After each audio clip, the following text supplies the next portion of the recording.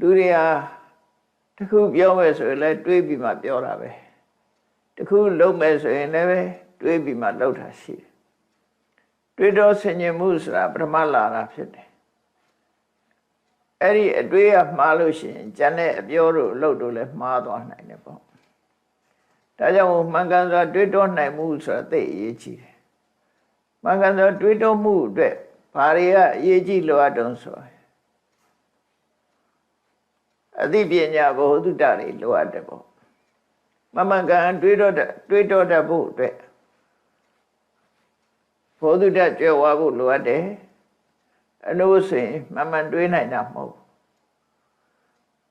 တုတ္တဆိုတာပညာရဲ့အစပဲဖြစ်တယ်လူတွေတက္ကသိုလ်ကျောင်းနေသွားပြီးတော့ပညာသင်ကြတယ်ဆိုတာဟာတွေးတောဆင်ញင်နည်းကိုသင်တာပဲဖြစ်တယ်အလုံးကသိယူမသားကြတာတွေးစရာတွေပဲသင်တာပဲဖြစ်တယ်ပေါ့ကဏ္ဍသင်တာပဲကြည့်ပြီးဘယ်ကဏ္ဍနဲ့ဘယ်ကဏ္ဍပေါင်းရင်ဘာရတယ်ဘလောက်နှုတ်ရင်ဘလောက်ဒီသင်ချားစပြီးတော့တွေးတောဆင်ញင်မှုတွေကိုမကဆိုတွေးတောတတ်ဖို့သင်ကြတာပဲဖြစ်တယ် logic ဆိုတဲ့ဘာသာရပ်ဟာလည်းပဲတွေးတောတာပဲလေစัจ jime ကိုအခြေပြုပြီးတွေးတယ်အကြောင်းတရားကိုအခြေပြုပြီးတော့တွေးတယ်တွေးတောဆင်ញင်မှုတွေဟာလောကမှာအရေးပါတယ်ပေါ့ဒါကြောင့်ပညာတတ်ဖို့အတွက်တွေးတောဆင်ញင်မှုဟာအရေးပါတယ်မဂ္ဂင်၈ပါးကျင့်တရားထဲမှာသမ္မာသင်္ကပ္ပဆိုရယ် right thought ဆိုဗျာဟောထားတာအဲ့တော့အတွေးဟာမှားတဲ့အတွေးနဲ့မှန်တဲ့အတွေးဆိုပြီးတော့နှမျိုးခွဲထားတယ်မှားတဲ့အတွေးတွေကတော့နိဗ္ဗာန်ရောက်ဖို့အသိဉာဏ်နဲ့ရဖို့ဆိုရင်မှားတဲ့အတွေးကဘာတွေတုံးဆိုရင်လောဘနဲ့တွေးတဲ့အတွေးဒေါသနဲ့အတွေးတဲ့တွေးအဲ့ဒီအတွေးတွေကမှားတဲ့အတွေးတွေလို့ပြောဘယ်တော့မှလမ်းမှန်ပေါ်မရောက်နိုင်ဘူးလောဘနဲ့တွေးတာကိုကာမဝိတကလို့ခေါ်တယ်စိတ်ထဲမှာလူချင်းစရာနှစ်သက်စရာအာယုန်တွေကိုလူချင်းတတ်မဲ့တဲ့အတွေးနဲ့တွေးတာကာမဝိတက်လို့ခေါ်တယ်အဲ့ဒီကာမဝိတက်ဟာစိတ်ကိုပူလောင်စေတတ်ပြီးလက်တွေ့တစ်ခုဖြစ်သွားရင်လည်းကောင်းကျိုးချမ်းသာကိုမပေးနိုင်ဘူးလောဘနဲ့အသက်ပြီးတွေးတဲ့အတွေးဒေါသနဲ့ပတ်သက်တဲ့အတွေးတွေကတော့ဖြာပါရဝိတကလို့ခေါ်တယ်ဖြာပါရဆိုတာစိတ်ဟာပုံမှန်မဟုတ်ဘဲနဲ့ဖောက်ပြန်နေတဲ့ဒေါသလွှမ်းမှုခန္ဓာလို့ပုံမှန်မဟုတ်တဲ့စိတ်နဲ့တွေးတာဖြာပါရဝိတက်အဲ့ဒီဖြာပါရဝိတက်ကပဲလွန်ကျူးလာတဲ့အခါကျတော့သူတို့အားကိုတတ်ဖို့ဖြတ်ဖို့ထိစဉ်းစားလာတဲ့ဝိဟိတဝိတက်လို့ပြာဝရဝိတက်နဲ့ဝိဟိတဝိတက်ကဒေါသနဲ့ပတ်သက်တဲ့အတွေးတွေကြီးပဲလောဘနဲ့ပတ်သက်တာကာမဝိတက်ဒေါသနဲ့ပတ်သက်တဲ့အတွေးကပြာဝရဝိတက်နဲ့ဝိဟိတဝိတက်လို့မြတ်စွာဘုရားဒီဝိတက်ကလို့ဆိုတဲ့ဉာဏ်စီတွေးတောမှုနဲ့ပတ်သက်ပြီးတော့သုံးမျိုးခွဲဟောထားတယ်ကောင်းတဲ့တွေးတောမှုတွေကြတော့နိက္ခမဝိတက်ကာမဂုဏ်အာယုန်ခံစားမှုအနေထွက်ခွာတဲ့အတွေးကာမဂုဏ်အာယုန်တွေကိုစွန့်လွတ်တဲ့အတွေးအဲ့ဒါမှအသိဉာဏ်ကိုရနိုင်တာကာမဂုဏ်အာယုန်နဲ့ဆိုရင်ရှိပြီးသားအသိဉာဏ်တောင်တုံးသွားနိုင်တယ်ပေါ့လောဘတွေလွှမ်းမိုးနေသည့်အတွက်ကြောင့်တဘာဝကိုမသိနိုင်တော့ဘူးဒါကြောင့်မို့မြတ်စွာဘုရားဟောတယ်လုတ်တော်အထံနသနာတိလုတ်တော်ဓမ္မနပတ္တိလောဘကြီးနေတဲ့ပုဂ္ဂိုလ်လောဘလွှမ်းမိုးခြင်းခံရတဲ့ပုဂ္ဂိုလ်ဟာအကြောင်းလည်းမမြင်ဘူးအကျိုးလည်းမမြင်ဘူးကိုယ်အကျိုးလည်းမသိဘူးသူတစ်ပါးအကျိုးလည်းမသိဘူးလို့ဆိုလိုတယ်အနန္တမန္တရာဟောတိလောဘလွှမ်းမိုးနေလို့ရှိရင်သူ့ဖို့ဟာမောင်ကြီးကြနေတာမမြင်နိုင်တဲ့မောင်းနေတဲ့အရာပဲဖြစ်နေတယ်ဒါကြောင့်မို့မှားကြတယ်လောဘနဲ့တွေ့တဲ့အမှားတွေကလည်းမှားတယ်ဒေါသနဲ့တွေ့တဲ့အမှားတွေကလည်းအဲ့ဒါကြောင့်မို့ ဒီမှားရင်းတဲ့အတွေးတွေကနေပြီးတော့ထွက်ခွာပြီးမှန်ကန်တဲ့အတွေးကိုတွေးနိုင်ဖို့နိက္ခမဝိတက်ကာမဝါယုန်နေတဲ့ကနေထွက်ခွာပြီးတော့မှန်ကန်တဲ့အတွေးကိုတွေးတယ်နောက်တစ်ခုကအပြဘာဒဝိတက်ဒေါသကင်းတဲ့အတွေးဆိုမေတ္တာနဲ့တွေးတဲ့အတွေးမေတ္တာနဲ့တွေးတဲ့အတွေးဟာသူများကိုလည်းမထိခိုက်ဘူးကိုယ်ကိုလည်းမထိခိုက်ဘူးကျိုးစီးပွားကိုလိုလားတဲ့အတွေးတွေနဲ့တွေးတာဖြစ်သွားကြကိုယ်အတွက်လည်းကောင်းကျိုးချမ်းသာရနိုင်တယ်သူတစ်ပါးအတွက်ဒီလည်းကောင်းကျိုးချမ်းသာရနိုင်အဲ့တော့မေတ္တာနဲ့တွေးတဲ့အတွေးအပြဘာဒဝိတက်ကလို့ negative နဲ့ပြောတာဖြာဘာဒဝိတက်ကဒေါသနဲ့တွေးတာဆိုတဲ့ negative နဲ့ထွက်လိုက်တဲ့အခါမေတ္တာနဲ့တွေးတာနောက်ဝိဟိတဝိတက်ဆိုတာညှင်းဆဲလို့တဲ့စိတ်နဲ့အကျဉ်းကင်းမဲ့တဲ့သဘောနဲ့တွေးတာအဝိဟိတဝိတက်လို့ဆိုတာသူတစ်ပါးကိုမညှင်းဆဲဘူးအကျဉ်းထားတယ်ဆိုတာကရုဏာနဲ့တွေးတဲ့အတွေးအဲ့တော့မေတ္တာနဲ့တွေးတဲ့အတွေးကရုဏာနဲ့တွေးတဲ့အတွေးတွေဟာမိမိအတွက်လည်းပဲကောင်းကျိုးချမ်းသာရနိုင်တယ်သူတစ်ပါးအတွက်လည်းအဆင်ပြေစေတယ်နှစ်ခုလုံးအတွက်ကောင်းတယ်လို့ဆိုအဲ့တော့ right thought လို့ဆိုတဲ့နေရာမှာ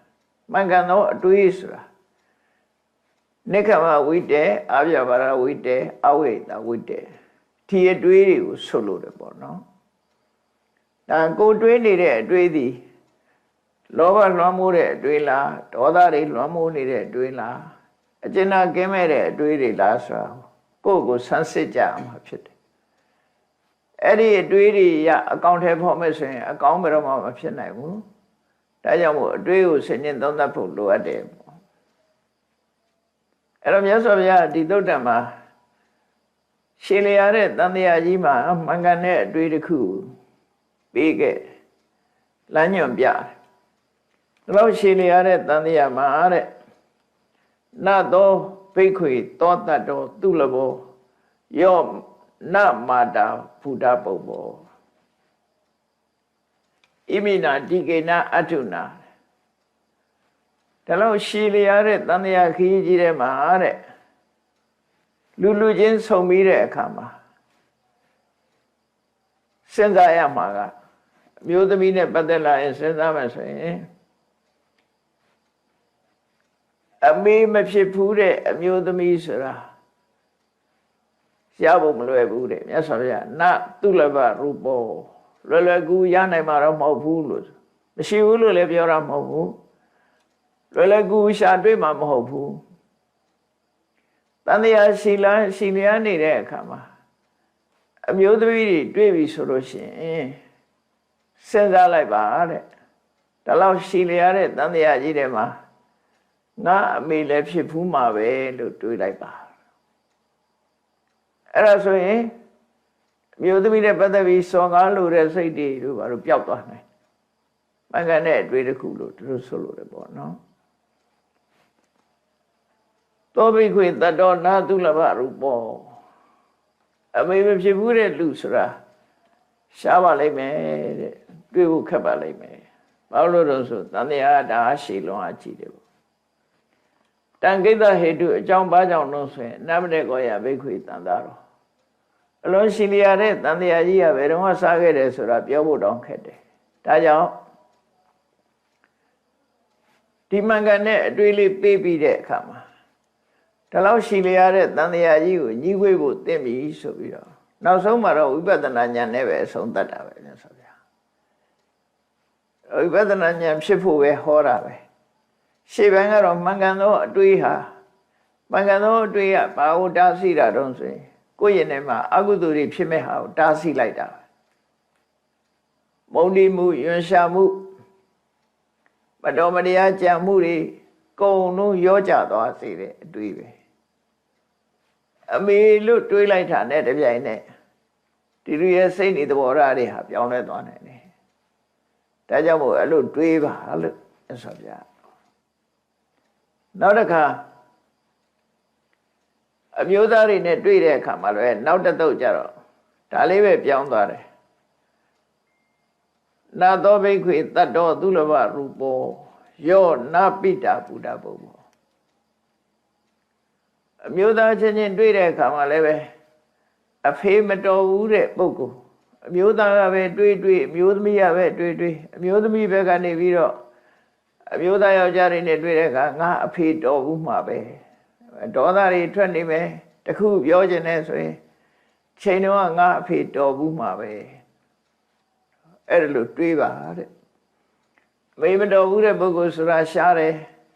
ယောက်ျားတွေထဲမှာအဖေမတော်ဘူးတဲ့ပုဂ္ဂိုလ်ဆိုတာရှားတယ်ဆိုတာ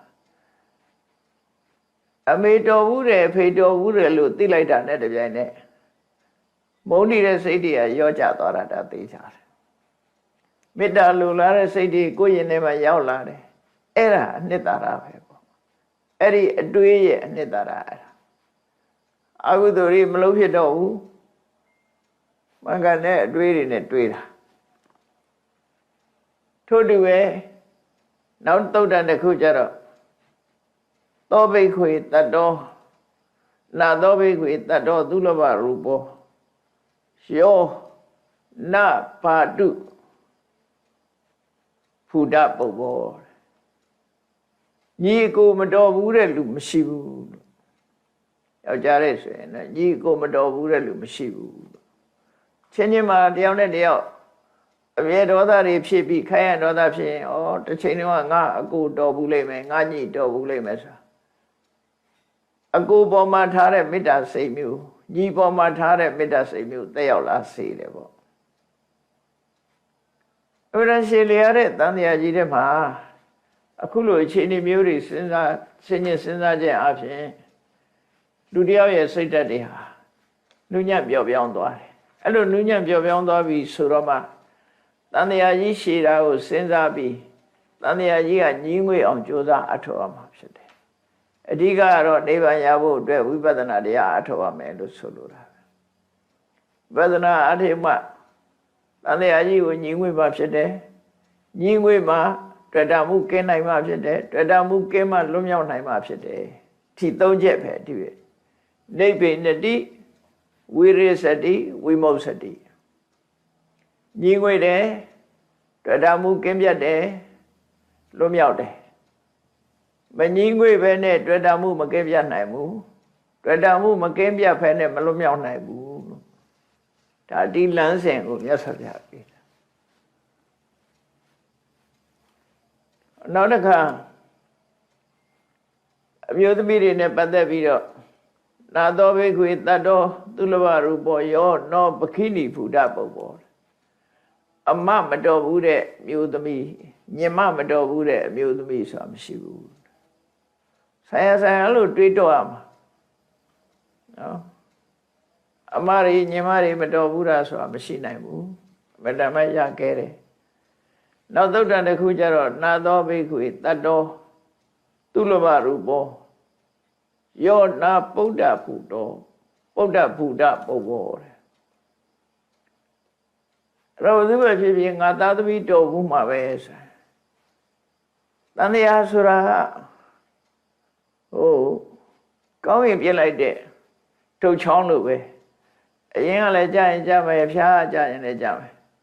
တန်တရားထဲမှာဆိုအမျိုးသမီးတွေနဲ့ပြောမယ်ဆိုရင်အမေဖြစ်တဲ့အခါဖြစ်အမဖြစ်တဲ့အခါဖြစ်ညီမဖြစ်တဲ့အခါဖြစ်အမျိုးသားတွေဆိုရင်အဖေဖြစ်တဲ့အခါဖြစ်ညီဖြစ်တဲ့အခါဖြစ်ကိုဖြစ်တဲ့အခါဖြစ်ဦးလေးတို့တော်တို့ဆိုတာလည်းဖြစ်ကြမှာအဲ့တော့ဘဝချင်းနီးစပ်လာပြီဆိုလို့ရှိရင်ဗမာတွေပြောတဲ့ရေစက်ဆုံတယ်ပေါ့ရေစက်ဆုံတယ်ဆိုတာတော့ရှေးကပြောတဲ့စကားအခုနောက်ပိုင်းကျတော့ပဋ္ဌာန်းဆက်ပဋ္ဌာန်းဆက်ဆုံတယ်ဆိုပြီးပြောကြပြန်တော့ရှိရတဲ့တန်တရားကြီးတွေမှာအခုဘဝမှာတုံနဲ့တူဆုံတွေးကြတယ်ဆိုကြတဲ့ကအတိတ်ဘက်ကဖြစ်ပေါ်လာတဲ့အကြောင်းတရားတွေရှိနိုင်တယ်ဆိုစဉ်းစားအဲ့လိုစဉ်းစားပြီးကိုယ့်ရင်ထဲမှာရှိတဲ့မတော်လောဘတွေအမုန်းဒေါသတွေအကျဉ်းနာမဲ့တဲ့ဝိသတရားတွေဒီတွေးတွေကိုဖျောက်ဖို့ပဲအဓိကအဲ့ဒီတွေးတွေစာမေတ္တာနဲ့တွေးတယ်ကရုဏာနဲ့တွေးတယ် အဲ့ဒါဆိုရင်ကိုယ့်ရဲ့နဲ့မှာရှင်းပြီးတော့ကုသိုလ်ကောင်းမှုဖြစ်နိုင်တယ်မြတ်စွာဘုရားရဲ့ဘဝတည်ပင်နဲ့ထူးထူးခြားခြားဖြစ်စဉ်တစ်ခုရှိတယ်မြတ်စွာဘုရားကနာတိကမြို့ကိုကြွသွားတဲ့အခါမှာအဲ့နာတိကရွာမှာ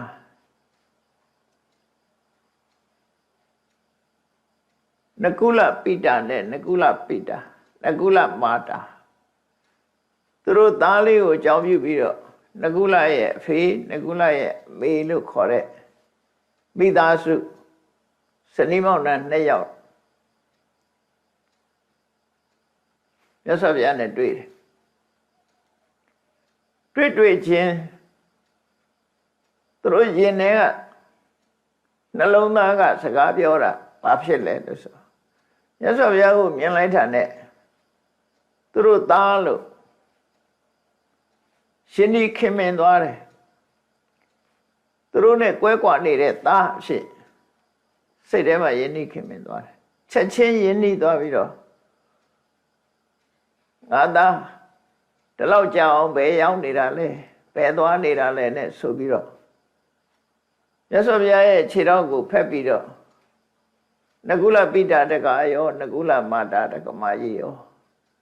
မြတ်စွာဘုရားကိုသားပါဆိုပြီးတော့မျက်ရည်ကြီးငယ်ကြပြီတကယ်စိတ်ထဲမှာခံစားသွားကြရတယ်သူတို့ကျန်တဲ့ပုဂ္ဂိုလ်တွေကသဘောမပေါက်တော့ထူးဆန်းနေတယ်သူတို့ရဲ့စိတ်ခံစားချက်ကတော့တကယ်ခံစားနေရတာဟန်လောက်တာမဟုတ်ဘူးဘေးရယဟန်တွေကလည်းမြတ်စွာဘုရားအကြောင်းကိုသိထားကြတော့မြတ်စွာဘုရားဟာတက္ကတိုင်းကတာဂဝေမင်းမျိုးတွေကပဲခမည်းတော်ကသုတ္တရဏမင်းကြီးမေတော်ကမာယာဒေဝီဒီဇလန်းနေသိထားတော့အခုဒီအမျိုးသားနဲ့အမျိုးသမီးကမြတ်စွာဘုရားကိုသူတို့သားပါလို့ပြောနေတာနားမလည်နိုင်ကြဘူးသူတို့ကလည်းတကယ်ကိုမျက်ရည်ကြီးငယ်ကြပြီးတော့မြတ်စွာဘုရားနဲ့တွေ့တဲ့အခါမှာဝမ်းသာဝမ်းနည်းဖြစ်နေကြတာဟန်လုံးတဲ့အနေထားမဟုတ်သေယုတ်ဆောင်တာမဟုတ်ဘူးတကယ်နှလုံးသားတွေကလာတဲ့ရှင်းနေမှုဆက်ဆံမှုနဲ့ဖြစ်လာတော့မြတ်စွာဘုရားကလည်းငြိမ်နေတယ်ဘာမှမပြောဘူးမငင်းဆိုဘူးပေါ့မငင်းဆိုဘူးသူတို့အားရအောင်မြတ်စွာဘုရားခြေစရုံးဖက်ပြီးတော့ငိုကြွေးကြတယ်အားရပြီဆိုတဲ့အခါကျတော့မှသူတို့ကျင့်နှလောက်ပြီဆိုတော့မှမြတ်စွာဘုရားကခီးဆက်တယ်ရဟန်းတော်တွေကတော့ရှင်ထဲမှာအဖြေတစ်ခုဖြစ်ကြရဲ့အမေကွန်းတစ်ခုဖြစ်ပြီးတော့ကြံရတယ်အဖြေမထုတ်နိုင်တဲ့မေကွန်းတစ်ခုမြတ်စွာဘုရားကလည်းမငင်းဆိုဘူးတဲ့တကယ်တော့မြတ်စွာဘုရားတက္ကတိုင်းကပိလဝမြို့ကသုတ္တရဏမင်းကြီးနဲ့မေရမာယတို့ရဲ့သားဆိုတာအလုံးကသိနေကြတယ်အခုသူတို့သားပါဆိုအမေသစ်အဖေသစ်တွေကပေါ်နေပြန်ရဟန်းတော်တွေကနားလည်နိုင်စွာမရှိကြတော့မြတ်စွာဘုရားကိုလျှောက်တော့မြတ်စွာဘုရားကတန်တရားဘဝဟောင်းအကြောင်းကိုနည်းနည်းရှင်းပြလိုက်အခုဇလန်းနဲ့ဆက်တာပဲเนาะတန်တရားဘဝကိုကြည့်လိုက်မယ်ဆိုရင်တဲ့ဒီနကုလပိတာတကကြီးဟာမြတ်စွာဘုရားရဲ့အဖေဖြစ်ခဲ့တာဘဝ900တဲ့ဒါဆက်တိုက်ဖြစ်တာအဲ့တော့ဘဝ900ကတန်တရားကပေးတဲ့အချစ်ဆိုတော့တန်ရောစဉ်ဆိုတာဘယ်လိုလုပ်ပြနိုင်သူ့သားအနေနဲ့ဆက်ဆံလာရတာဘဝပေါင်း900တဲ့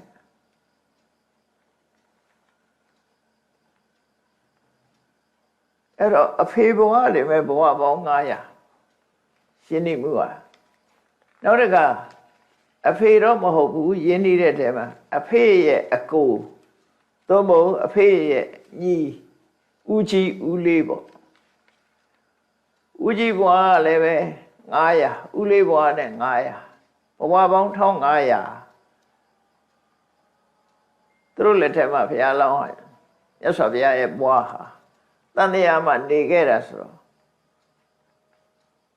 ရှင်တဲ့နှလုံးထဲမှာရောက်နေတဲ့ တန်တရားကဖြစ်လာတဲ့တန်ရောစဉ်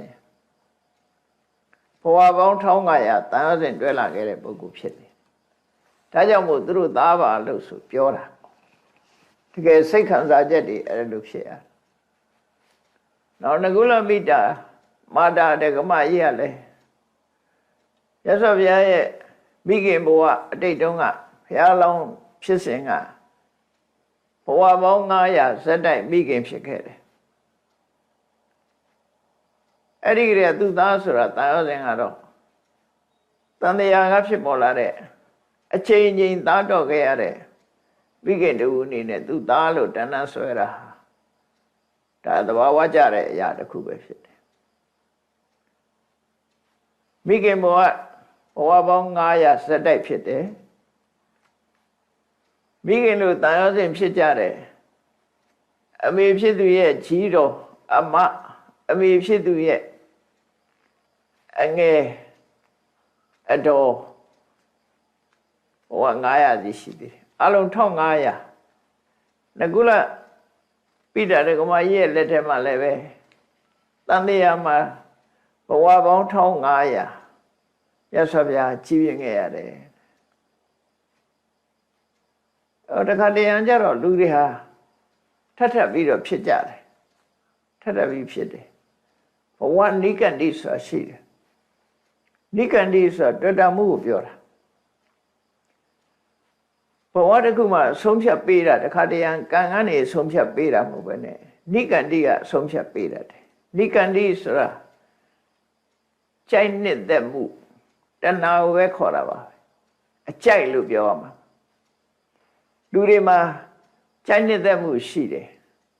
ဒါကြောင့်မို့လို့တယောက်နဲ့တယောက်အကြိုက်မတူကြတာတွေလည်းရှိမှာပဲဘဝမှာ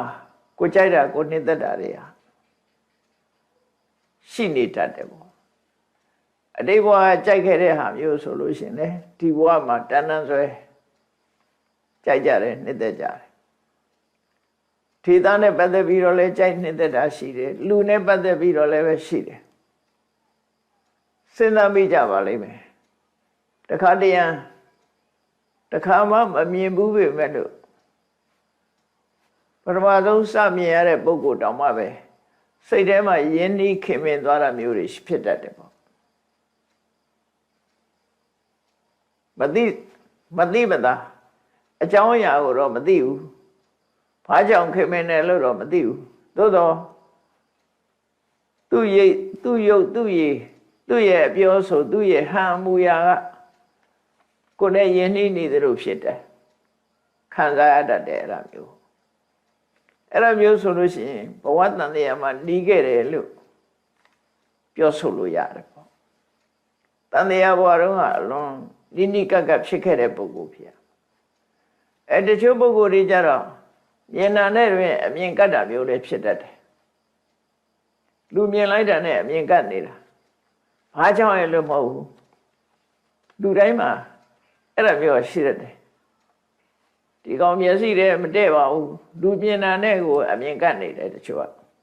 ဘာကြောင့်မှမဟုတ်ဘူးအဲ့ဒါလည်းပဲနောက်ကြောင်းကတစ်ချိန်လုံးကမတည့်ခဲ့တဲ့ပုံကိုယ်တွေဖြစ်တတ်တယ်တချို့ကျတော့လူမြင်လို့ကြောက်တာလည်းရှိတယ်သူ့မြင်တာနဲ့ပဲသူ့အကြည့်ကိုကြောက်တာလည်းရှိတယ်အဲ့ဒါလည်းရန်သူဖြစ်ခဲ့တာတွေဖြစ်မယ်ချိန်တော့အနိုင်ကျင့်ခဲ့တဲ့လူတွေရန်သူတွေဖြစ်ခဲ့တယ်လူတွေမှာတန်တရားကပါလာတဲ့စိတ်ဆွဲလန်းမှုဆိုတာအမှန်တမ်းပြင်းထန်တယ်ဒါတွေကစိတ်ဆွဲလန်းမှုတွေကရုပ်ပုံထီအောင်ပေါ်လာတဲ့တစ်ခါကြတော့ဆိုပါစို့လူတယောက်ဟာလက်ဖြတ်ခံရလို့သုံးဖို့ကြိုးတုပ်ခံရပြီးတည်သွားလို့ရှိရင်သူ့ရဲ့စိတ်ဆွဲလန်းမှုကကြိုးတုပ်ထားတယ်လို့စိတ်ထဲမှာဖြစ်ပြီးကြိုးတန်းလန်းနဲ့သူကတည်ရတယ်ဆိုလို့ရှိရင်ဒီဘဝမှာလည်းပဲကြိုးတုပ်ရွက်ကလေးလာမွေးတဲ့ဟာမျိုးတွေရှိတတ်တယ်အဲ့ဒါဘာကြောင့်လို့ပြောမယ်ဆိုရင်တော့စိတ်ဆွဲလန်းမှုလို့ပဲပြောရမှာဖြစ်တယ်စိတ်ဆွဲလန်းမှုကအလွန်ပြင်းနေတကယ်တုတ်ထားတာမဟုတ်ပြီမဲ့လို့တုတ်ထားတယ်လို့စိတ်ထဲမှာခံစားရင်အဲ့ဒီတုတ်ထားတာလေးတွေဖြစ်တတ်တယ်တချို့လဲအမှတ်ကလေးလုတ်ပေးလိုက်လို့ရှိရင်နောက်ဘဝမှာအမှတ်တွေ့တယ်လို့လည်းပြောချတယ်ပေါ့နော် မှတ်သားပေးလိုက်ရင်မှများသောအားဖြင့်ဒါတွေကစိတ်ဆွဲလန်းမှုတွေလို့ဆိုရမှာပဲဖြစ်တယ်ကိုယ့်ရဲ့စိတ်ဆွဲလန်းမှုကြောင့်မို့လို့လူဟာပုံပေါ်တတ်တယ်လို့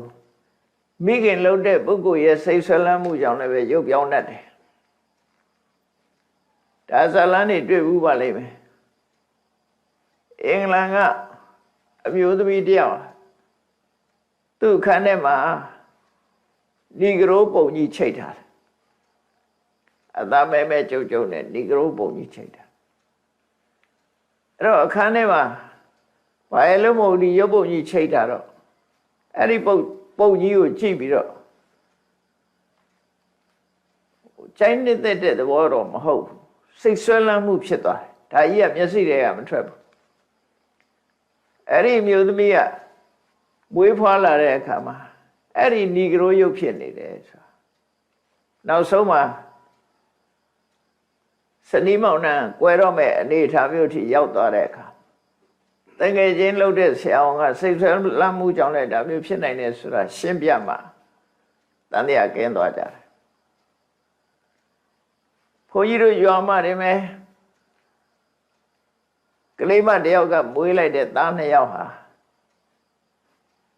စပင်းဖြူနဲ့ဒီကျင့်အယောင်ဥရောပယုံမျိုးမွေးထားတာ2ယောက်ရှိတယ်တကယ်ကိုဥရောပယုံပဲစပင်းကလည်းဖြူနဲ့အသားကလည်းဒီကျင့်နဲ့ဗမာယုံမဟုတ်ဘူးမျက်လုံးကလည်းခပ်ပြပြအဲ့တော့ဘယ်လိုလုပ်ပြီးတော့အမေဗမာအဖေဗမာတောဆိုတော့ဘယ်မှလည်းရောက်တာမဟုတ်ဘူးဘာဖြစ်လို့ဒီယုတ်ကြီးဖြစ်ရတယ်လဲလို့ဆိုတဲ့အခါမှာအကြောင်းတစ်ခုရှိတာဗမာပြည်ကိုငှက်ပြားယောဂါနဲ့ပတ်သက်ပြီးတော့နိုင်ငံခြားဆရာဝန်ကြီးတွေကလာပြီးတော့ဆေးထိုးတယ်အဲ့မြေရိုးတယောက်ငှက်ပြားဒေသတွေလိုက်ပြီးတော့ဆေးထိုးတဲ့အခါမှာအဲ့သူတို့ရဲ့မိခင်လောင်းအမျိုးသမီးကဒီနီဆက်လူကြီးတွေနိုင်ငံသားကြီးတွေမကြည့်ရဲဘူးကြောက်တယ်ဘုန်းကြီးတို့ငယ်ငယ်တော့လူကြီးတွေ၆ထားတာကလားကြီးလာပြီကလားကြီးလာကလားဆိုကြောက်နော်၆ထားတော့ကလားဆိုကြောက်တယ်အခုလည်းဒီနီဆက်လူကြီးတွေမြင်တဲ့အခါကျတော့သူကြောက်တာကြောက်တော့ဆေးထိုးရဖို့ခေါ်တဲ့အခါမှာမလာဘူးပုံနေတာအဲ့ဒါရွာလူကြီးတွေကအိမ်ထဲကဆွဲထုတ်ပြီးတော့အတင်းထိုးခိုင်းတဲ့အခါမှာကြောက်နဲ့သူဆေးထိုးလိုက်ရပြီအဲ့ဒီလူကြီးတွေဥရောပသားကြီးတွေပြင်သစ်ကြီးတွေရဲ့ရှုပ်ပုံကြီးတွေမျက်စိတွေမှာဆွဲထင်နေတယ်သူမွေးလိုက်တဲ့ကလေးတွေက2ယောက်စလုံးအဲ့ဒီပုံစံဖြစ်လာအခုတော့ရှိသေးတယ်ထင်တယ်အဲ့တူတွေအဲ့ဒါတောမှာဖြစ်တာနော်အဲ့တော့စိတ်ဆွဲလန်းမှုဆိုတာဒါမိခင်ရဲ့စိတ်ဆွဲလန်းမှုကတော့ဒီလောက်အကျိုးသက်ရောက်လို့ရှိရင်ကာယကံရှင်တယောက်ရဲ့စိတ်ဆွဲလန်းမှုဟာတိတဲ့ပိုပြင်းထန်စရာရှိတယ်ပေါ့အဲ့တော့ဘဝဆိုတာအဲ့ဒါမျိုးတွေဖြစ်တတ်တယ်ပေါ့လူတွေဟာဒါကြောင့်မို့အချင်းစရိုက်တွေကစပြီးတော့တုံးနဲ့တူမတူထူးခြားမှုတွေဖြစ်လာတယ်ကိုယ်တဏ္ဍမှာမကောင်းတဲ့အချင်းစရိုက်တွေရှိရင်ဒီဘဝမှာကြိုးစားပြီးတော့ပြုပြင်ကြအောင်မပြုပြင်မှုဆိုရင်ဒီအကျင့်စရိုက်ကြီးဟာဝါသနာဆိုပြီးတော့လက်ခံပြီးတော့နေလို့ရှိရင်နောက်ဘဝမှာလည်းမကောင်းတဲ့ဝါသနာတွေပါသွားနိုင်တယ်ကောင်းတဲ့ဝါသနာလည်းပါသွားနိုင်တယ်ပေါ့အဲ့တော့လူရဲ့စိတ်ဆိုတာအမှန်မှထူးဆန်းတယ်ပေါ့နော်အဲ့လိုဖြစ်တတ်တယ်ပေါ့မေတ္တာနဲ့အတူတူဆက်ဆက်ပြီးတဲ့ပုဂ္ဂိုလ်တွေကတော့အမေလိုဖေလိုညီလိုကိုလိုမောင်နှမလိုတချို့ကအမျိုးမတော်ဘဲနဲ့ခင်မင်းနေကြတာတွေရှိတယ်လေဆွေမျိုးတဲ့တောင်ခင်သေးတယ်ချို့ကြတော့ဆွေမျိုးချင်းလည်းသိမခင်ဘူးညီကိုမောင်နှမချင်းတောင်မခင်တာတွေရှိတယ်မတည့်ကြအောင်ညီကိုမောင်နှမချင်းတောင်စကားမပြောတဲ့လူတွေရှိတယ်တစိမ့်တရားကြတော့သွားပြီးတော့ခင်မင်းနေကြပြန်အဲ့ဒါတွေကအတိတ်ကနောက်ခံအကြောင်းတစ်ခုရှိတယ်လို့တို့ပဲမှားရမှာဖြစ်တယ်။ရှိလျားလျက်တဲ့တန်တရားမှာဘဝမှာအမျိုးစုံတွေ့နိုင်တာတော့ ဒါထုံးစံပါပဲ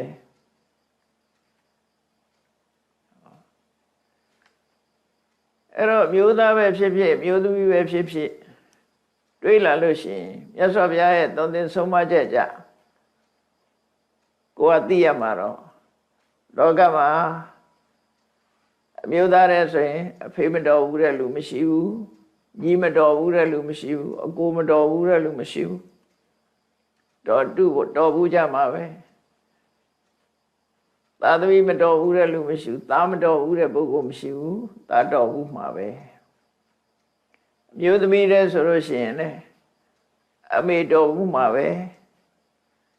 ညီမတော်ဘူးမှာပဲအမတော်ဘူးမှာပဲသမီးတော်ဘူးမှာပဲလို့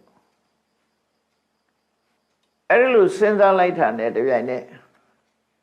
မေတ္တာသက်ရောက်မှုဖြစ်သွားပြီလောဘဒေါသစိတ်ရိုင်းများကိုအတော်အသင့်တားဆီးနိုင်သွားတာဖြစ်တယ်ပေါ့တန်တရားကြီးကရှေ့ကြားနေသည့်အတွက်ကြောင့်ဒီအတွေးဟာလွယ်မတဲ့အတွေးတော့မဟုတ်ဘူးမှန်ကန်တဲ့အတွေးဖြစ်တယ်လို့မြတ်စွာဘုရားဒီလိုဆိုတာပေါ့နော်အဲ့လိုရှေ့နေရတဲ့တန်တရားမှာအခုလိုဖြစ်တာအဆမ်းမဟုတ်ဘူးဒါကြောင့်မို့ဘဝမှာကြုံတွေ့လာပြီဆိုလို့ရှိရင်သင်္ခါရတရားတွေနဲ့ပတ်သက်ပြီးတော့ဒါလောက်ရှိနေရတဲ့အတွေ့အကြုံတွေလွန်များပြီးတော့အကြိမ်ကြိမ်ထပ်ထပ်အကြောင်းထပ်နေတဲ့ဘဝခရီးတွေကိုညှင်းငွေဖို့သင့်ပြီတွေ့တာမှုကင်းပြတ်ဖို့သင့်ပြီတန်တရားကလွတ်အောင်ကြိုးစားဖို့သင့်ပြီလို့ဒီသုတ်တန်နေအလုံးကိုအခုလိုပဲမြတ်စွာဘုရားကဒီကုန်းချုပ်ခေါ်ခဲ့တာဖြစ်တယ်20မြောက်နောက်ဆုံးသုတ်ကတော့မကြခင်ကတခါဟောခဲ့ဘူးတဲ့ဒီဟာသူ့ယူရဲ့တသုတ်ထဲဟောထားတယ်အဲ့တော့အခုနဝတကဒေသနာမှာဒီသုတ်လေးကိုထပ်ပြီးတော့ဟောပြမယ်ဆိုရင်သူကသမိုင်းကြောင်းခတ်ဆန်လာ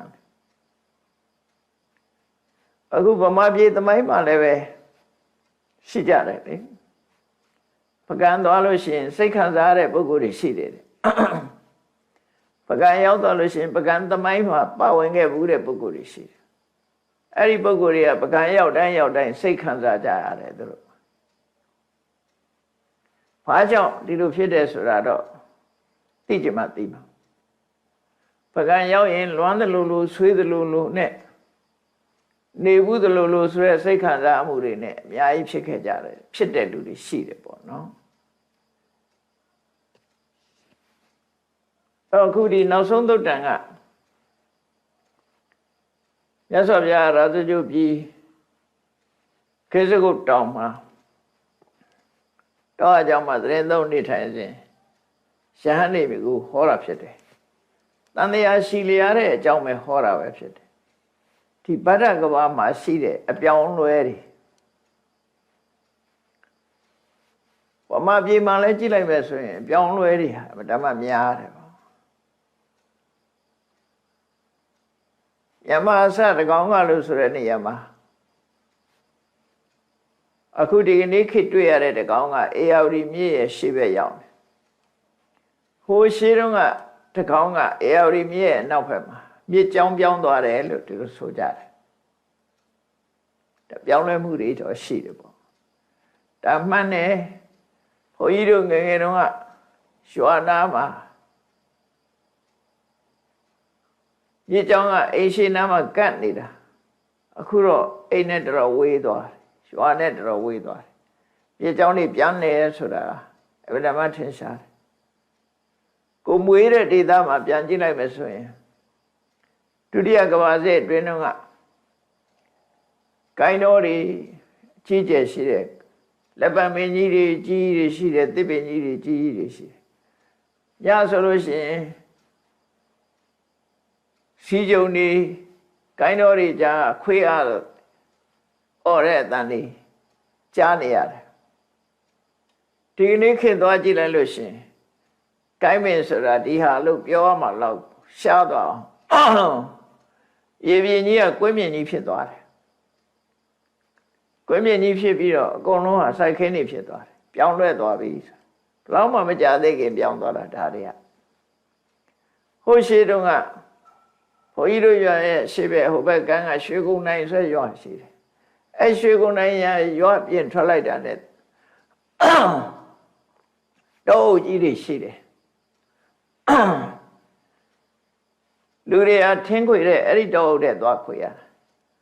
အခုဆိုလို့ရှိရင်တောင်ကြီးရောက်သည့်ထိုင်အောင်ပြောင်းတလင်းခတ်နေတယ်ဘာမှမရှိတော့သစ်ပင်ကိုမရှိတော့တောင်ပေါ်ကသစ်ပင်နေတောင်တဖြည်းဖြည်းကုန်လာ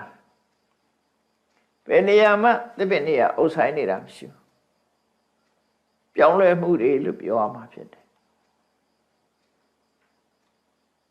ခန့်ငယ်တုန်းကတောင်ကြီးကိုတစ်ခါရောက်တယ်ကိုရင်မဝါတုန်းကညောင်ရွှေရောက်ရင်တောင်ကြီးသွားတယ်ညောင်ရွှေရောက်တယ်ယထာနဲ့သွားရတယ်အဲ့ဒီတုန်းကဆိုရင်ယထာလမ်းပေးမှဆိုရင်သစ်ပင်ကြီးတွေမော့ကြည့်လောက်အောင်ကြီးတယ်ပေါ့ကလောတို့ဘာလို့ဆိုထေးဥပင်ကြီးတွေကြီးတယ်ကနေခိတ်သွားကြည့်ရင်မရှိတော့ဘူးအဲ့ဒါပြောင်းလဲမှုတွေဆိုတာ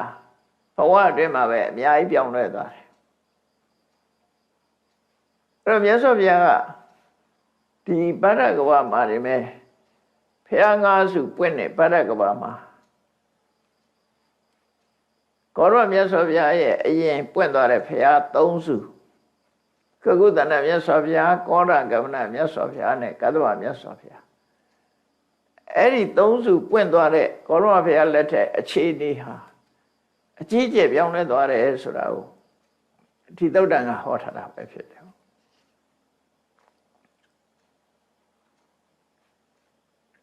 ဒါက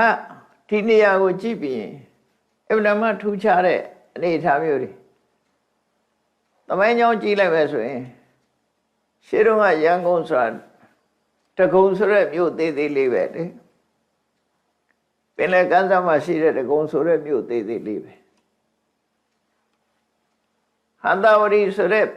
ပဲခူးကလည်းပဲပဲခူးမြို့မဖြစ်ခင်တုန်းကဆိုရင်ငှက်တောင်မှဟင်းသာရိတောင်မှပဲတကောင်ပဲနားလာတယ်လို့ဆိုတာပဲကုန်းကအဲ့တော့ပြောင်းလဲနေတာပေါ့ပြောင်းလဲလာတဲ့အနေအထားတစ်ခုပြောပြတာဘယ်နေရာပဲဖြစ်ဖြစ်စင်တာဝရပြောင်းလဲနေတဲ့အရာတွေကြီးပဲအင်္ဂလိပ်လက်ထက်တုန်းကရွှေကုံဖျားပေါ်မှာကြားတက်တယ်ဆိုတာငယ်ငယ်တော့ကြားခဲ့ဘူးတယ်ပေါ့ရွှေကုံဖျားကြားတက်တာ9ရက်မြကြာဆိုကိုရာရီတနတ်နဲ့ပြစ်လို့ကြားသိသွားတယ်ဆိုတဲ့အကြောင်းငယ်တော့ကြားဘူးတာပြောတာနော်အဲ့တော့ခဏကကြားတက်ဖို့မပြောနဲ့ရွှေကုံဖျားဆိုတာဘယ်မှာပြောင်းလဲသွားပြီတော့မဟုတ်တော့ဘူးအဲ့ရွှေကုံပတ်ဝန်းကျင်ကအရင်တော့တောရကြောင်းနေကြီးပဲဒါပေမဲ့နာမည်ကခြားတော်ရတို့အလဲတော်ရတို့အဲ့လိုခေါ်တာတကယ်တော်တွေပဲတော့ကလေးကြီးပြောင်းသွားတာကြည်လိုက်ပေါ့ရွှေကုံကမျိုးလေလို့ဖြစ်နေအဲ့တော့မကြခင်ပဲပြောင်းလဲမှုတွေဆိုတာရှိတယ်ဒီဖះလက်ထက်မှာနေမယ်နှစ်တောင်မှပဲလူတယောက်ရဲ့သက်တမ်းတော်မကုန်းခင်ပြောင်းလဲမှုတွေကအကြီးကျယ်ဖြစ်သွားတယ်ဆိုတာအမှန်တမ်းထင်ရှားအစစအရာပြောင်းလဲတာအခုမကြခင်လေးတွေပဲကြည့်ပဲဆိုရင်ဘုန်းကြီးတို့ဘဝထဲမှာပဲအရင်တော့အေရဝတီတိုင်းနဲ့ကျောင်းကုန်းတို့ပသိမ်တို့သွားမယ်ဆိုလို့ရှိရင်သင်္ဘောနဲ့တညလုံးစီးရတယ်နောက်တည့်ကျမှကံကောင်းရင်စောစောရောက်တယ်လို့မို့ဆိုမရောက်ဘူးပသိမ်သွားရင်ဗန္ဓုလတို့ဗန္နကတို့ဆိုတဲ့သင်္ဘောတွေစီးတညလုံးစီးရတာမနေ့ကျမှရောက်တာ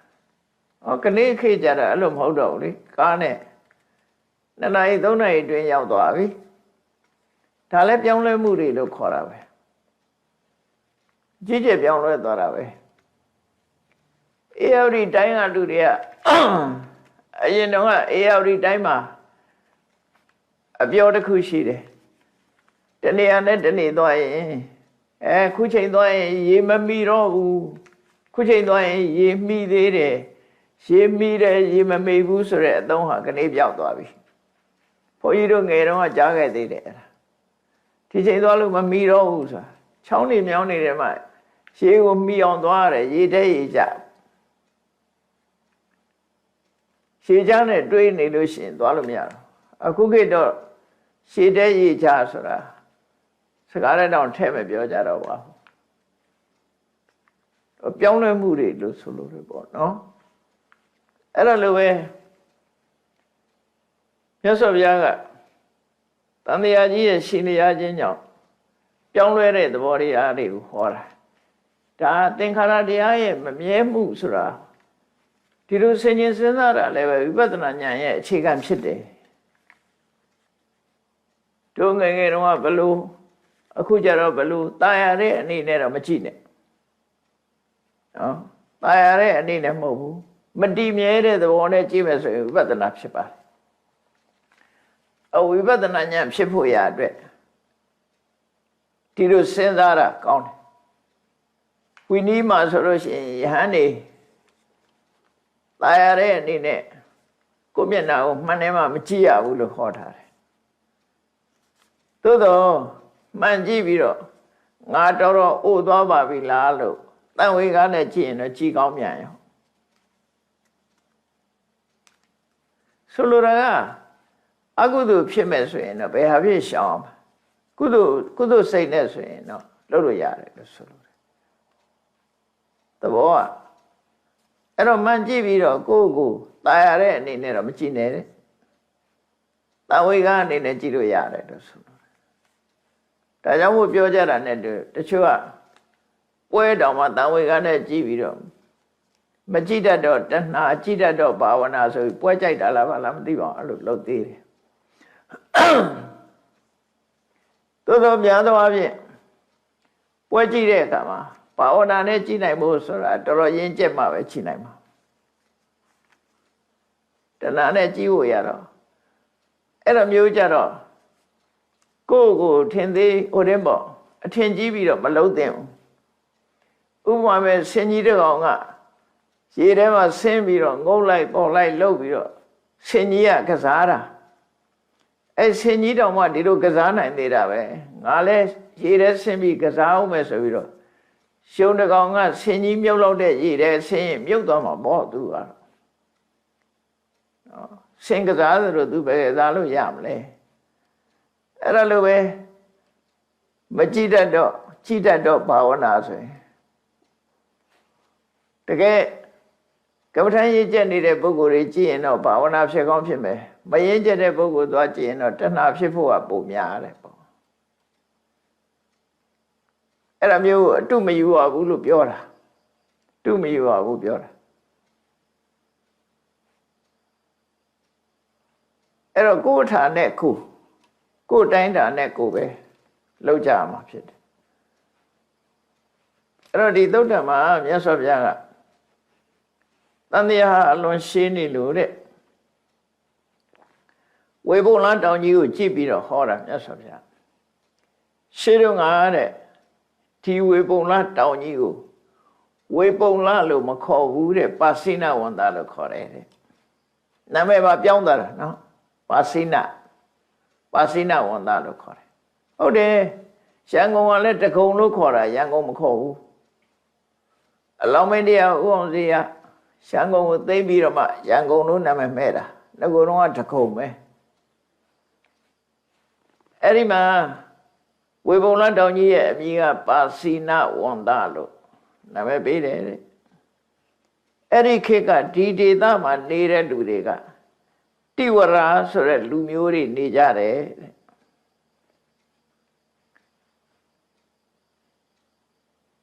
အဲ့ဒီတိဝရလူမျိုးတွေရဲ့သက်တမ်းကအနှစ်4000အသက်ရှည်ကြတယ်အဲ့ဒီအချိန်မှာတိဝရလူမျိုးတွေဟာ4000နဲ့မှမွေးဖွားပြီးတော့ဒီပါစိနဝန္တာတောင်ကိုတက်တဲ့အခါမှာ4ရက်တက်ပြီးတော့4ရက်ပြန်ဆင်းရတယ်အတက်4ရက်ဆင်း4ရက်တောင်ကြီးကဘယ်လောက်မြင့်လဲဆိုတာစဉ်းစားဖို့တောင်ထိပ်ရောက်ဖို့အတွက်4ရက်တက်ပြန်ဆင်းရင်လည်း4ရက်အဲ့ဒီအချိန်မှာကကုသန္တမြတ်စွာဘုရားပွင့်ခဲ့တာတဲ့အဲ့ဒီခေတ်ကကုသန္တမြတ်စွာဘုရားပွင့်ခဲ့တယ်ကကုသန္တမြတ်စွာဘုရားရဲ့ လက်ဝဲရန်လက်ရရန်အကတဝကတပိနှစ်ပါးကလက်ရရန်ကရှင်ဝိတုရလက်ဝဲရန်ကရှင်သင်္စီဝါဆိုရအကတဝကနှစ်ပါးရှိတယ်တဲ့မြတ်စွာဘုရားဒီလိုပြောပြီးတော့ကဲချိကြသန်းနဲ့ယဟန်တွေကိုပြောပြဒီတောင်ကြီးရဲ့နာမည်ပါစိနဝန္တဆိုရအမည်လည်းပျောက်သွားပြီတဲ့မရှိတော့ဘူးလူတွေလည်းအကုန်သေးကုန်ပြီတဲ့မြတ်စွာဘုရားလည်းပြိဋိဘဆံသွားပြီတဲ့ကဥဒ္ဒနာမြတ်စွာဘုရားဧဝံအနိစ္စဘိက္ခွေသင်္ခါရသင်္ခါရတရားတွေဟာအဲ့ဒါလို့ကိုမမြဲတာတဲ့ဧဝံအတုဝဘိက္ခွေသင်္ခါရသင်္ခါရတရားတွေဟာအဲ့ဒါလို့ခိုင်ခံ့တာမရှိဘူးဧဝံအနတ္တတိကဘိက္ခွေသင်္ခါရ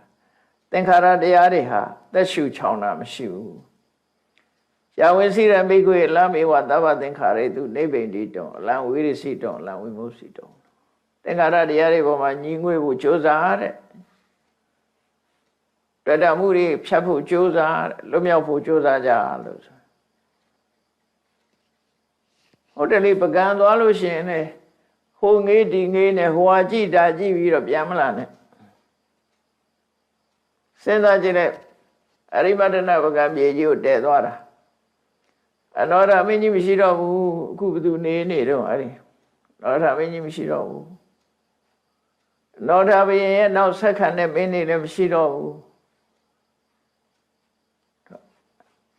ရှင်းတော့အရိမတနာဆိုတဲ့နာမည်နဲ့ခေါ်လာတဲ့အခုခေတ်တော့ပကံလို့ပဲခေါ်နေတယ်အဲ့တော့အရိမတနာဆိုတဲ့နာမည်နဲ့ပျောက်သွားပြီနော်ဘုရင်ကြီးလည်းတည်သွားပြီဖះတွေလည်းပြိုကျကုန်ပြီတော်များများပျက်စီးကုန်ပြီသင်္ခါရတွေကမမြဲပါလားလို့ပကံဖះဥသွားရင်အဲ့ဒါလိုစဉ်းစားခဲ့အဲ့ဒါလိုတွေးလာလို့ရှိရင်ဒါဝိပဿနာဉာဏ်ဖြစ်တယ်အဲ့လိုပဲစဉ်းစားမှာပဲဖြစ်တယ်နော်နောက်တစ်ခါမြတ်စွာဘုရားကဟောဒီဝေဘုံလတောင်ကြီးဟာတဲ့တစ်ချိန်တုန်းကဝင်္ကကတောင်လို့ခေါ်ခဲ့ကြသေးတယ်တဲ့လူမျိုးတွေကတော့ရောဟိတတဆိုတဲ့လူမျိုးတွေဒီနားမှာပတ်ဝန်းကျင်မှာနေကြတယ်သူတို့ရဲ့သက်တမ်းကတော့အနှစ်3000တန်းနဲ့ရောဟိတတလူမျိုးတွေဟာဝင်္ကကတောင်ကိုတက်တဲ့အခါမှာ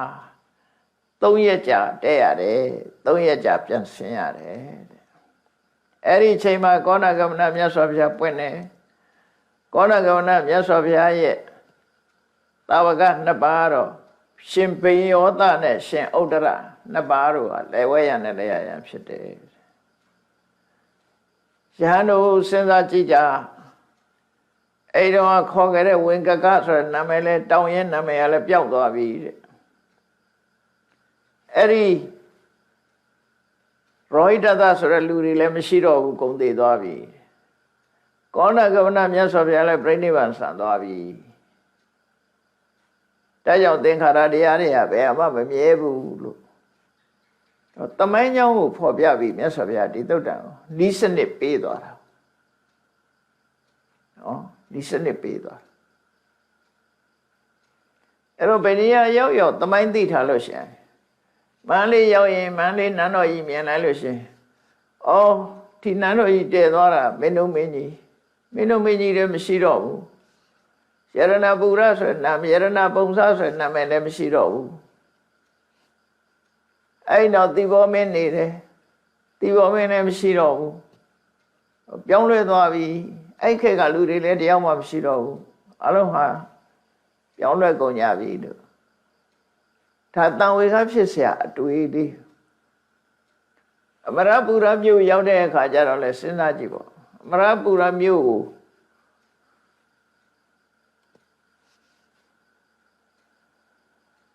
N.I. Whiteley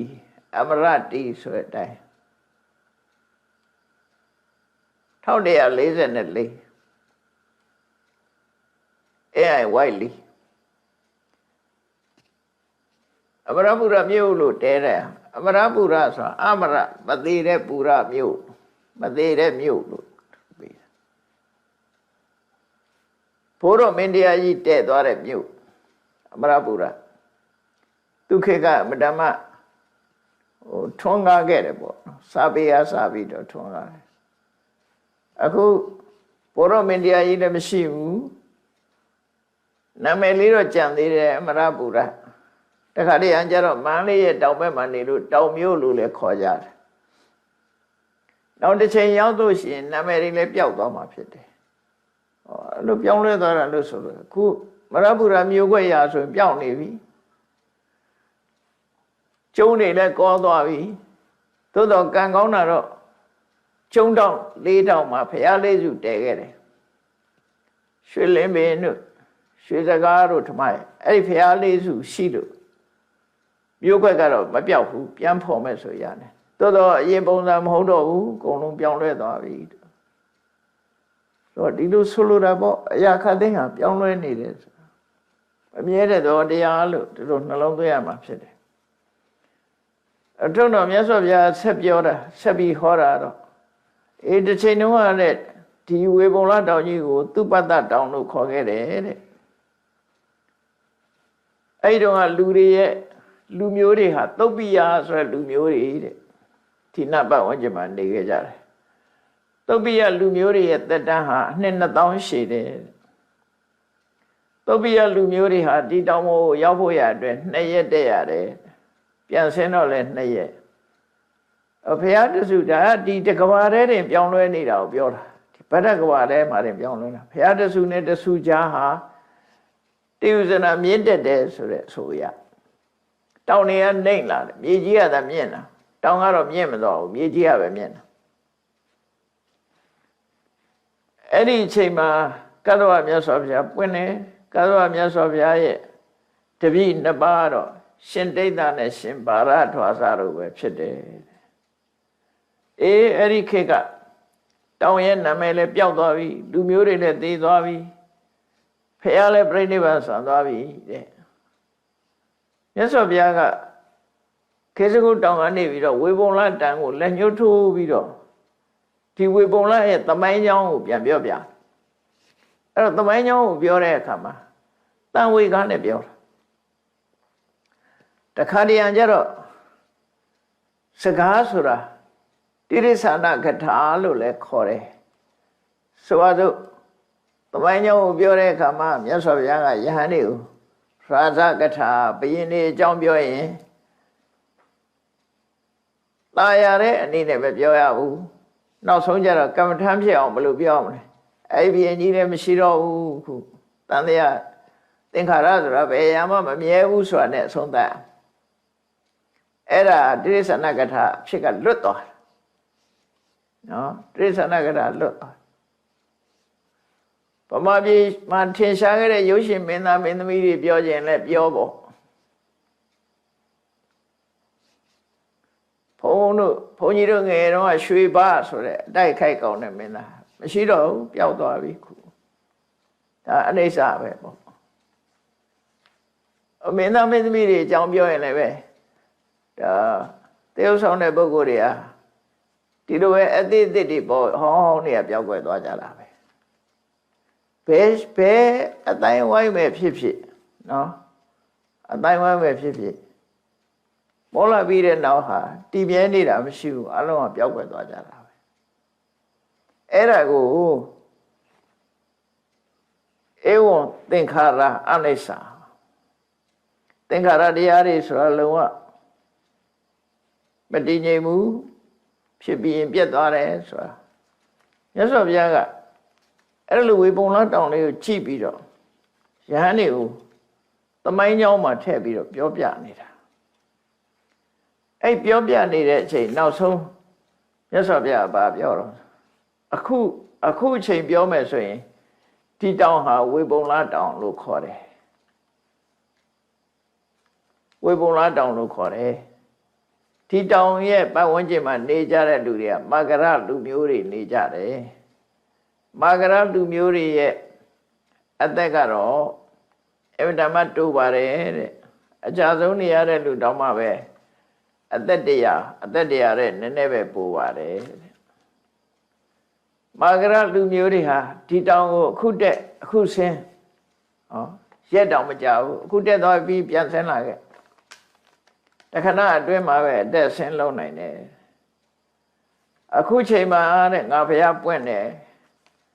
ငါရဲ့တပည့်နှစ်ပါးတော့သာရိပုတ္တရာနဲ့မောက္ကလံပဲအေးနောက်တစ်ချိန်ဖြစ်လာလိမ့်မယ်တဲ့နောက်တစ်ချိန်ဖြစ်လာလိမ့်မယ်တဲ့အရင်စေဝိမတ္တပပ္ပတ္တသမဉ္ညာအန္တရတာဧတတိဝေပုံလတောင်ဆိုတဲ့အမြည်ကြီးကလည်းပျောက်သွားလိမ့်ဦးမယ်မြတ်စွာဘုရားနောက်တစ်ချိန်ဖြစ်လာလိမ့်ဦးမယ်တဲ့ဝေပုံလတောင်အမြည်ပျောက်သွားလိမ့်မယ်ဣမေသမနုဿာ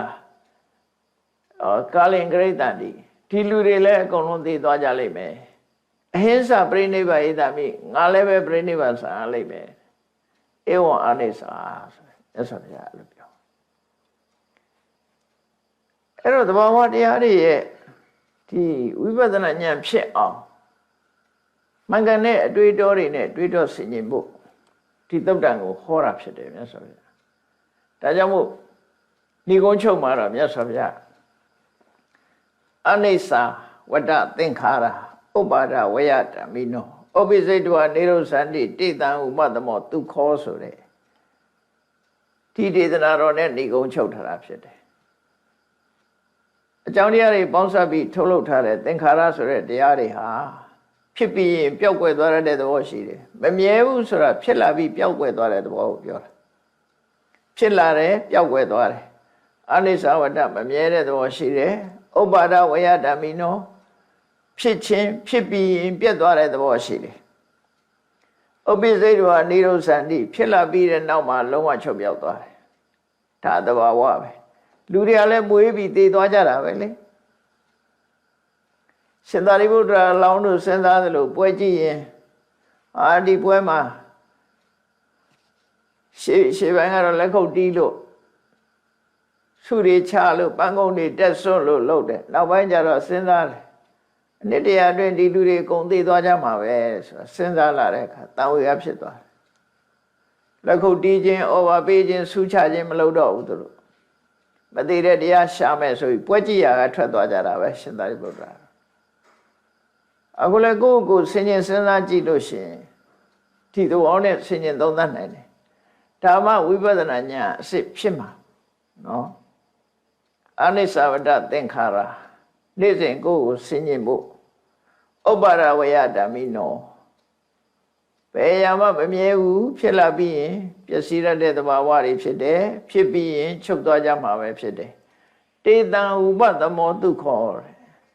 အဲ့ဒီဖြစ်ပြီးပြတ်သွားတဲ့အရာတွေအလုံးငြိမ်းသွားမှပဲချမ်းသာဒုက္ခဆိုတာရမယ်တည်မြဲတဲ့ချမ်းသာဒုက္ခဆိုတာဖြစ်နိုင်တယ်တေတံဥပသမောသင်္ခါရတရားတွေရဲ့လုံးဝငြိမ်းသွားတာနိဗ္ဗာန်ဆိုတာသင်္ခါရတရားတွေမရှိတော့တဲ့ဟာကိုပြောတာသင်္ခါရတရားတွေလုံးဝငြိမ်းသွားတယ်မရှိတဲ့အရာဒီနိဗ္ဗာန်ပဲအဲ့ဒီနိဗ္ဗာန်ကျမှဒုက္ခအဲ့တော့မရှိဘဲနဲ့ဘာဖြစ်လို့ချမ်းသာတော့ဆိုရှင်သာရိပုတ္တရာလို့ဖြေတယ်လို့ပဲဖြေရမှာဒါနိဗ္ဗာန်မှာစိတ်ခံစားစရာမရှိဘဲနဲ့ဘယ်လိုလုပ်ချမ်းသာတယ်လို့ပြောရတော့ဆိုအဲ့ဒီစိတ်ခံစားမှုမရှိတာကိုကချမ်းသာတယ်လို့ပြောတာစိတ်ခံစားမှုရှိနေသေးရင်ချမ်းသာအောင်မဟုတ်ဘူးစိတ်ခံစားမှုမရှိတာကိုကကောင်းတယ်ဒါကြောင့်ဒေတံဥပသမောဒုက္ခဖြစ်ပြီးပြတ်သွားတဲ့အရာတွေအလုံးချုပ်ငြိမ်းသွားပြီသင်္ခါရတွေချုပ်ငြိမ်းသွားပြီဆိုမှတကယ်ချမ်းသာဆိုတာတွေ့မှာပါလို့မြတ်ဗုဒ္ဓရဲ့လမ်းဆုံးပန်းနိုင်ဖြစ်တဲ့နိဗ္ဗာန်ကိုညွှန်ပြပြီးတော့ဏိဂုံးချုပ်တာဖြစ်ပါတယ်ဒီတွင်မဲ့တန်ယုဒ္ဓနိကာယအနာမရကတန်ယုမှာလာတဲ့သုတ်ပေါင်း20ဟောကြားလို့ပြီးသွားပြီတရားချစ်ခင်သူတော်စင်ပြိဿပေါင်းတို့မြတ်ဗုဒ္ဓရဲ့အနာမရကဒေသနာကိုနာယူမှတ်သားကြရတဲ့အခါမှာမိမိတို့အနေနဲ့စဉ်းစားမပြတ်စဉ်းကျင်စဉ်းစားဖို့ရာကတော့အမှန်တန်ရှိရတဲ့တန်တရားကြီးဟာတို့တွေညီငွေ့ဖို့တင့်တော်ပြီဒီတန်တရားကြီးကလွတ်မြောက်အောင်တို့တွေကြိုးပမ်းကြရမှာဖြစ်တယ်လို့ကိုယ်စီတတိကြီးစွာထားပြီးတော့ကြိုးစားအားထုတ်နိုင်ကြပါစေကုန်သတည်းသာဓုသာ